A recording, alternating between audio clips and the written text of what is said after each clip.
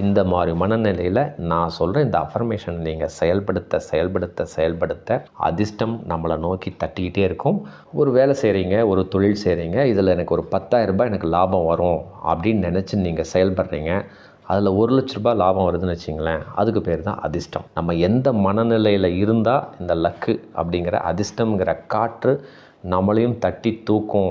நம்ம மனநிலையில் ரொம்ப தெளிவாக ஓகே, இறைவன் இதையெல்லாம் எதையோ உணர்த்துறதுக்கு தான் செஞ்சுருக்கிறாரு அப்படின்னு நீங்கள் அமைதியாக இருந்தால் அந்த செல்வந்தருக்கு கிடைச்ச மாதிரி அந்த அதிர்ஷ்டம், அந்த லக்கு நம்மளை நோக்கி வருங்க. இந்த கதையில் பாருங்கள், அவர் பையன் கால் உடைஞ்சிருந்தாலும் வீட்டில் இருக்கிறாரு, அட்லீஸ்ட் உயிராவது பிழைச்சது. இதுதான் அதிர்ஷ்டம். அதிர்ஷ்டம் அப்படிங்கிறத, லக்குங்கிறத நீங்கள் அடையணும்னு சொன்னீங்கன்னா மனநிலையில் ஒரு தெளிவாக இருங்க. வருத்தங்கள், வேதனைகள், துக்கங்கள் நம்ம வாழ்க்கையில் வந்துட்டு தான் இருக்கும். ஏற்றுக்கொண்டீங்கன்னா லக்கு உங்களை நோக்கி கதவு தட்டுங்க.